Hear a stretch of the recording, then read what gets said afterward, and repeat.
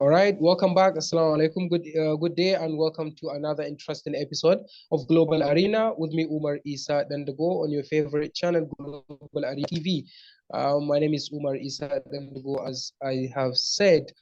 Professor Glenn Diesen from the University of Southeastern Norway is back with me to talk about another diplomatic dispute, but this time around, not in Europe, not on the continent of Europe, but on the region of Middle East. The Middle Eastern region has been very much on the center of headlines, especially because of different kinds of wars, conflicts, and so on and so forth. We got the sectarianism that is prevalent there on the continent. Two major powers, two major Muslim majority nations, Iran and Saudi Arabia, have not been seen eye to eye, have not been friendly with each other for long. Because of so many reasons. Some people believe that there are some religious aspects, there are some religious reasons towards that. Others are disputing, no, this diplomatic dispute between Iran and Saudi Arabia has got nothing to do with the religion. It's all about power and not sovereignty. It's all about power and supremacy. It's all about dominance and taking control of territories and so on and so forth. So we're going to unpack and analyze this briefly with Professor Glenn Diesen, and then also talk about something that is seen to many people, many peace-loving people, as a move by China to resolve that long-standing dispute between Iran and Saudi Arabia. Well, Professor, thank you very much, Professor Glenn Diesen, for coming back on my show, Global Arena. Oh, thank you for the invitation. Well, let's, yeah, of course, it's my pleasure, of course, to have you from as far as Norway to talk about this. Thank you once again. First of all, how did you receive this historic news of the resumption of diplomatic relations between Saudi Arabia and Iran? Well, I tend to be optimistic. Again, this is not a peace yet between Saudi Arabia and Iran, but restoring diplomatic relations and normalizing ties and this mutual commitment towards ending a lot of these proxy wars across the Middle East.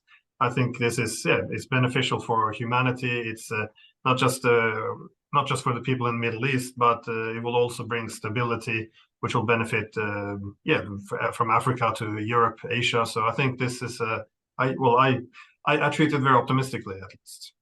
Yeah. All right. So now, how do you see the dynamics and the roles of those countries, Saudi Arabia and Iran, the influence in the region of the Middle East? What can you say briefly about it? Well, there's always been a bit of a Cold War in the Middle East between Saudi Arabia and Iran, and this hasn't gone into direct warfare, but you see them competing militarily in places like Iraq after the American invasion. So this has been a battlefield. It's also been a huge conflict in Syria with all the hundreds of thousands who have died there, as well as in Yemen, which is, well, I think by definition now a genocide. So it's quite a horrific scene or consequences of this rivalry. So if you want to solve any of these problems in any of these countries, you really need to get the big pieces in place first, and the big pieces are Saudi Arabia and Iran. So for the Chinese to be able to make them normalize relations is quite it's quite an achievement, and the Chinese should be be credited where it's due. Okay, let's talk about this, Professor. The Yemen war is seen as the biggest, the worst humanitarian catastrophe in recent history of human beings. For example, you have millions of people starving to death. You have millions of people suffering from malnutrition. You have like aid also has been blocked in some parts of Yemen, for example. And when you talk to a pro-Saudi analyst, they will tell you that it's the Iranians that are responsible for that. And when you talk, that makes it very complex. When you talk to an Iranian or a pro-Iran analyst, they will tell you, for example, that it's Saudi Arabia that is to blame for all that is happening. That is happening, for example, the Saudis are the ones with the help or assistance of the UAE, backed probably by or armed by the United States of America. They are the ones bombing Yemen. They are the ones killing those people, destroying the structures in the countries. Others are saying that no, it is Iran that is responsible because it is arming the Houthi rebels who are so strong that they could even take down a particular government, for example, remove a government from office. So I want you to like unpack these complexities. That as an outsider who is neither Iranian nor Saudi Arabian, for example, how do you see it? And help us clarify these complexities. Well, you probably don't have to be a Saudi or an Iranian to appreciate it, because it's very much built into human nature to want to simplify things into, you know, good guys versus bad guys, good versus evil. And this is also why human beings are very susceptible to propaganda when competing national interests are filtered through this idea that, you know, it's good versus evil. And this is also a very problematic narrative or perspective to take, because in such a situation, any compromise will be seen as treasonous. Meanwhile, you know, a victory in which one side wins everything, this is seen as being, you know, perpetuating peace. So it's not that unusual. We have the same in Europe. We've spoken about that before. You know, NATO's a threat to Russia. Russia's a threat to NATO. Instead of discussing harmonizing national interests, we think we're fighting some religious battle versus evil. So this is, I guess, it's the same issues in Middle East to a large extent. You know, both neither Saudi Arabia or Iran has, you know, are correct on everything. So. But I think that they, much like Europe, they've also been trapped, I think, in an alliance system, because for the when the United States pursued global primacy after the Cold War, it continued to build on its alliance systems from the Cold War. That means it divides the region into either dependent allies or weakened adversaries. So it recruits the Saudis and the Gulf states in an anti-Iranian campaign, which weakens the Iranians. So as long as this conflict continues, the Saudis and the Gulf states and all their natural resources will be more obedient to the United States. Meanwhile, Iran, as a rival of the US, will be very weakened and have less resources. My simple argument is that no one in the region effectively benefits from this. They will live on the same neighborhood now as they will in 100 years. So again, I think a compromise is necessary, which is why I think the Chinese have some benefits here, as they don't have an alliance system. Their interest is to be close to both the Iranians and the Saudis, which is why peace is in their interest as opposed to the US at the moment. Yes, of course, that you've brought the issue of the Chinese right now. Let me put your own words when Bola Mosro of the BBC World Service had an interview with you last Thursday or Friday, if I can remember, early in the morning. And that's how I even got to know you. Of course, I quickly, after hearing your great and scintillating analysis, I quickly went on the internet and I searched for a profile. Your profile is so captivating. And I just quickly sent you an email. Of course, it was on Friday and you sent me a good reply. Thank you once again. So you said to Bola, and this really captured my attention. You said the problem for China, and I quote, the problem of China, or the problem for China, is when it deepens its ties with Saudi Arabia, it causes concern or concerns with the Iranians as long as they are in conflicts. However, if they bring peace between the Saudis and the Iranians, then it's easier for China to deepen cooperations with both. What do you mean? Well, this is the main reason why China avoids alliance systems, because it divides countries into allies or adversaries. But if you're an economic superpower like they are, who have an interest in deepening economic ties with all actors in the regions, you seek to avoid alienating anyone. I mean, this is also why China doesn't want an official alliance with Russia, because they would alienate the Europeans. They don't want an official alliance with Iran because it would alienate the Saudis and the Israelis. The Russians are thinking the same way. They don't want an official alliance with China because it would alienate the Indians, perhaps, or the Japanese. So, you know, and this is also the logic in the Middle East. And the Chinese recognize this because they were very close to Iran. But when they also wanted to deepen ties with Saudi Arabia, they heard a lot of apprehension and concerns in Iran that this was something that, you know, they're trading with the opposing side. So what does China do? Does it pick either the Iranians or the Saudis and effectively hand over the other side as a permanent member to the United States? No. instead they seek to engage with both. This is also referred to as a swing state strategy, in which you don't wed yourself to any of the two sides. Instead, you try to get as close to both as possible. And this is why I said that simply it's in China's interest to have good relations between Saudi Arabia, Saudi Arabia and Israel, and with Iran. This is it's just economic interest. But I also warn, this is not a sign of the Chinese being better people than the rest of us. It's simply that they have an incentive to have peace in that region. Okay, you talked about incentive.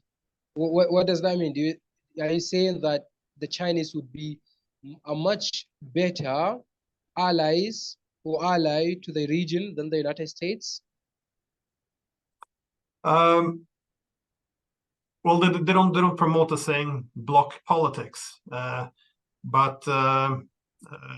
so yeah, well, in my opinion, I think that the most important thing for the Saudis and Iranians is to find a way of restoring ties together, because as they are now, they risk an open war with each other, and even without an open war, they end up fighting this Cold War through proxies across the region, like we talked about Iraq, Syria, Yemen, when the whole region is set on fire, which benefits none.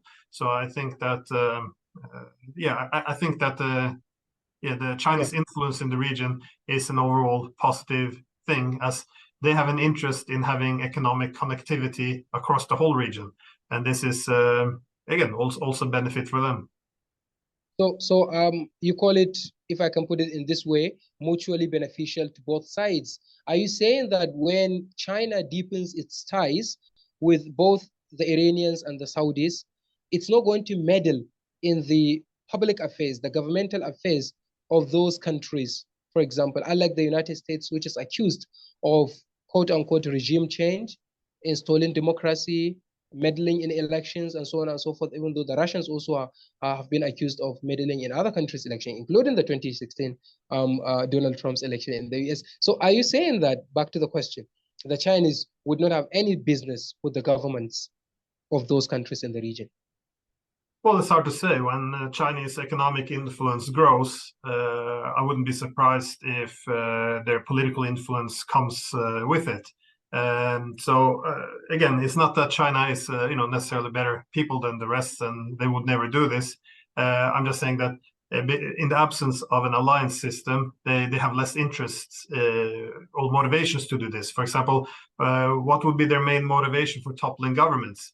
Well, when you have alliance systems, you see, well, for example, United States and Ukraine, the reason why they topple the government is they wanted the government to be pro-American and anti-Russian. They have to choose which bloc to belong to. If China's not promoting any blocs, they have less incentives to start to topple governments. But obviously, at least through Africa, it's been many African leaders have been favorable of China, because when the West come in, we tend to dictate, human rights, development policies.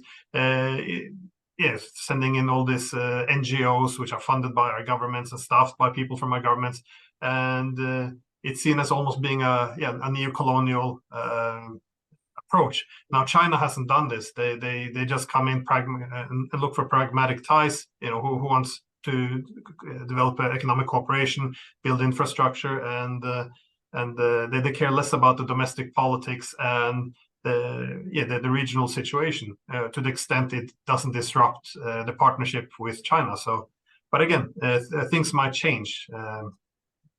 So how sure are we that the Chinese are not going to be dictating to us economically in the future? Well, the best thing any country or region can do is to diversify its economic connectivity, because China is more economic powerful than, all countries in the world. So if all your eggs are in the Chinese basket, you're going to have very asymmetrical interdependence. In other words, you will be more dependent on China than China is on you. When you have these asymmetries, they can be converted into political influence. Now, the best way to counteract this is to diversify your economic ties. In other words, I would never suggest that African countries only pursue economic relations with China. I mean, by all means, have economic ties with the US, the EU, Russia, India, the Arab states. Don't lock yourself into one actor. Once you lock yourself into one actor, they will wield immense influence, and that's not in anyone's interest. So I would say diversify the economic connectivity. That's the main recipe. But one thing that has been just spinning in my head, for example, is the fact that why do we have to depend on the superpowers to be able to grow? Can't we just be on our own and just develop ourselves? For example, take a look at the North Koreans, even though some people would say, no, the North Koreans are poor now, are becoming poorer. But we have no evidence to prove that they are in abject poverty, for example. But why can't we just be on our own? Do we have to depend on the Europeans and the Chinese and the Russians and the Turkish now? We have a lot of influence of the Turkish right now, for example. I know you know that. Yeah, well, no country would, can stand completely on its own. That's simply because of economics. If you're going to have full autarky to manage everything within your own borders, it's probably going to be a very inefficient and uncompetitive economy, and then it's going to leave a weak country which will be exposed to external pressures. So there's always this dilemma in political economy. To one extent, you have to accept connectivity with other states and dependencies, or if you don't accept any dependencies, the country is going to end up being very weak and then vulnerable. So there's always this necessity to find a balance. But my point is that in any economic interdependency, you gain some, you might sacrifice some autonomy for influence. What countries would like to do is skew the symmetry of interdependence. That is, you want to maximize your own autonomy and your own influence. And by that, that's what I'm saying. The most important thing is, of course, develop some self-sufficiency in countries like Nigeria to not depend on external actors for, the critical infrastructure or the strategic industries, your energy, your high tech. Ideally, you would want to have some autonomy in this area to be able to have some level of independence.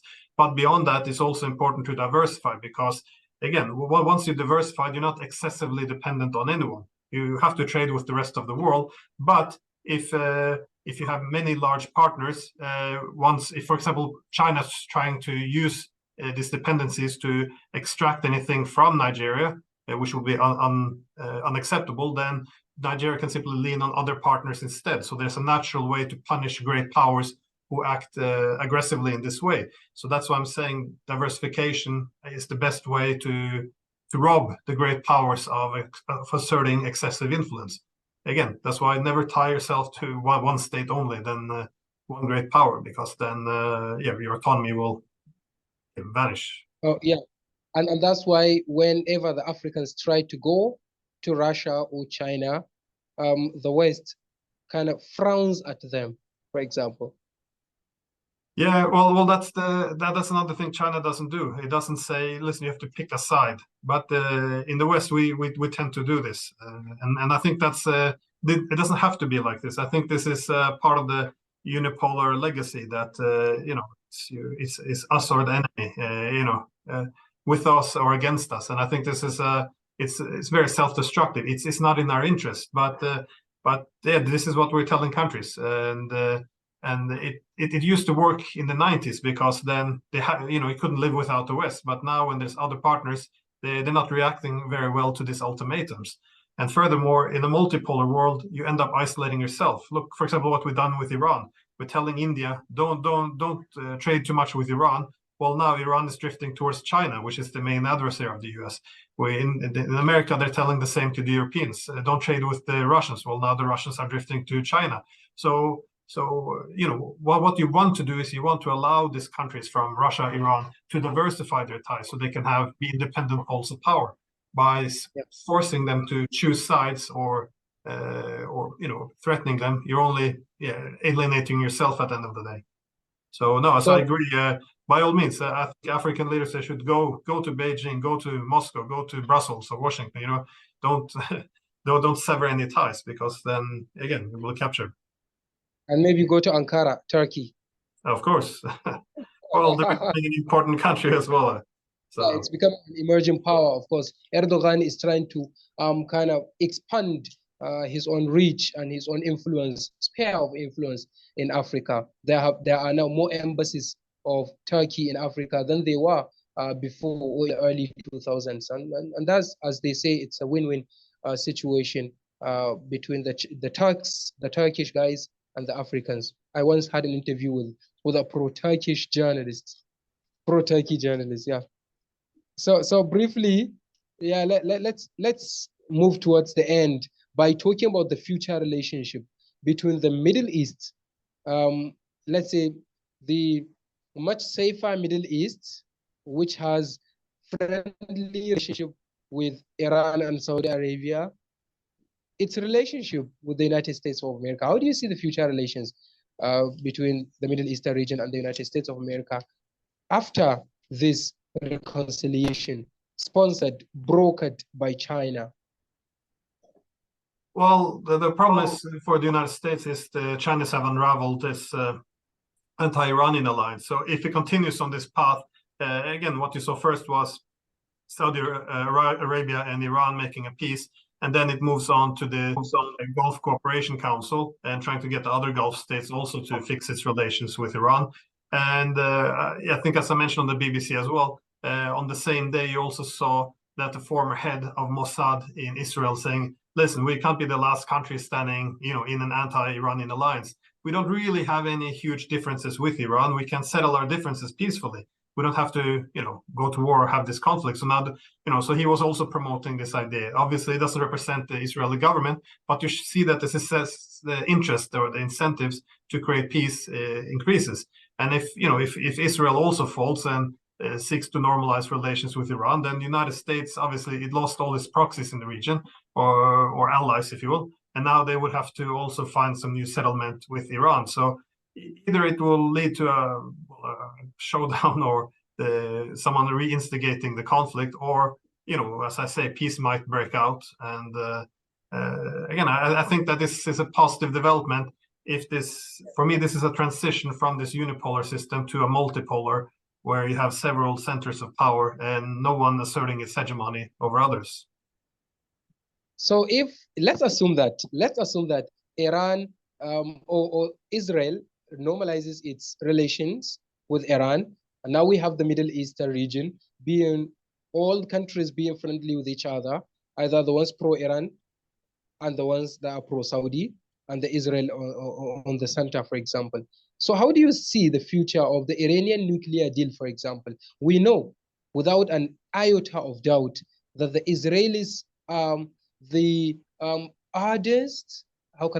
ardent critics of the Iran nuclear deal, for example, the Iranians pursuit of the nuclear weapon. So do you see that in the future, if possible, the Israelis normalize their relations with the Iranians, for example, that Iran would have the opportunity of pursuing its own nuclear stuff?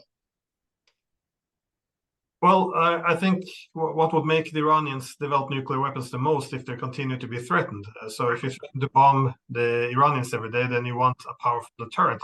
Now, the unfortunate message we send out in the world regarding weapons of mass destruction is countries that develop nuclear weapons, be it Pakistan or North Korea, they're safe. The countries who give up the development, be it Libya or Iraq, they're completely destroyed. So the message is, get nuclear weapons in secret and then you'll be safe.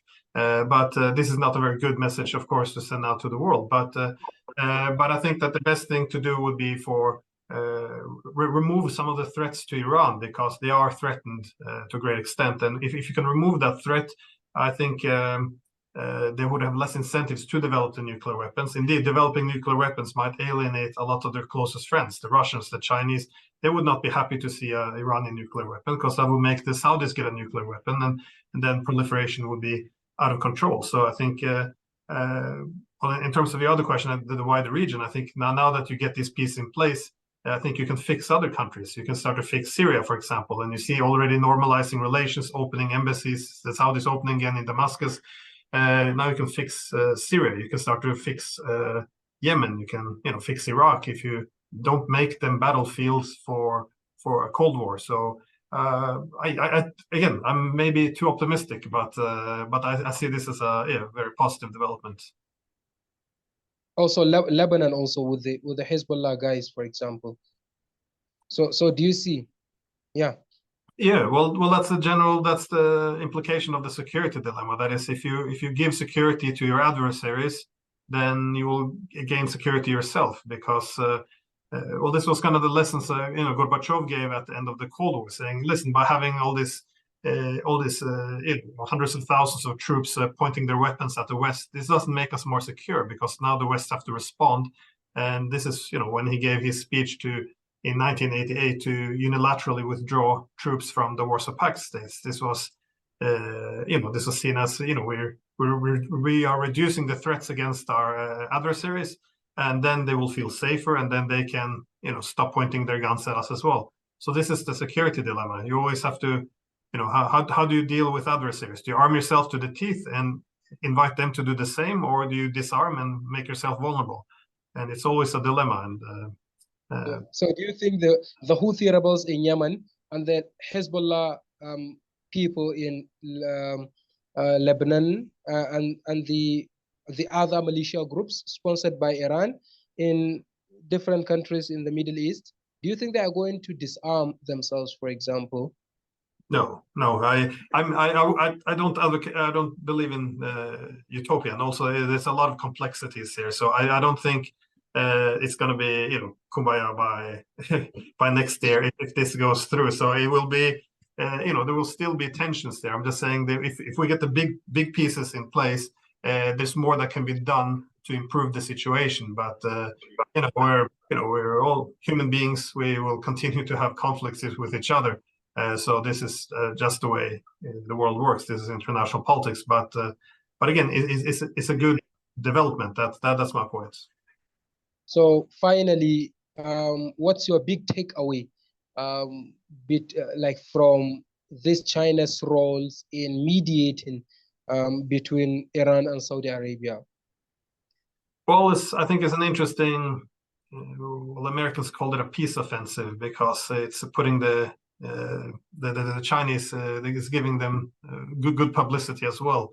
But again, I think it's positive because it puts some pressure on the United States as well. Because after brokering peace in the Middle East, the Americans came out and said, "Oh, they felt blindsided. This is unacceptable," which is not a very good look.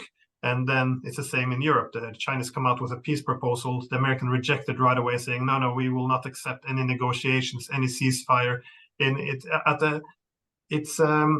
by having the Chinese as an alternative actor, robbing the Americans of that monopoly, it puts more pressure on the United States to, come up with his own peace proposals. Otherwise, it will effectively surrender diplomacy to the Chinese. So I think. In the grander picture, I think this is it's positive development.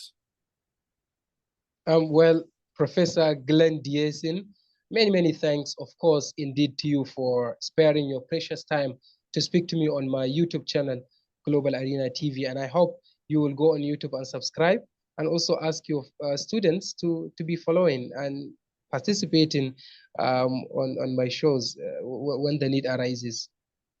Definitely, I will do that. So thanks again. Yeah. So what can you say about the kind of questions I've been able to put to you? Have they made sense? Are they on the right? Yeah, they're very good. Shall I stop recording or? No, I just need your comments about your overall comment about my program and my style. No, I think it's good. It's focused on very specific topics, tie it back to a wider theme. So no, good questions. Thank you very much indeed. So on behalf of everyone that has contributed to the show, again, my name is Umar Isa Dandago. Many thanks indeed to Professor Glenn Diesen from the University of Southeastern Norway. And I hope when next I invite you, Prof, you will be able to come back. No, definitely. No problem at all. I'm working on different panel interviews, one that will focus on the Iraq war, probably in a few weeks. And then there is another one that is focusing on the Taiwanese-Chinese tension, which is also a very interesting issue that is trending this week. So I will just see if you have the possibility of joining it, but I will give you an advance notice. Yeah, no, I'm happy to weigh in on that. So So thank you very much indeed. Once again, we'll be back very soon with another interesting episode. Keep subscribing to the channel and sharing the episodes with your friends and families and even fans for the celebrities. We'll be back very soon. Goodbye. All right.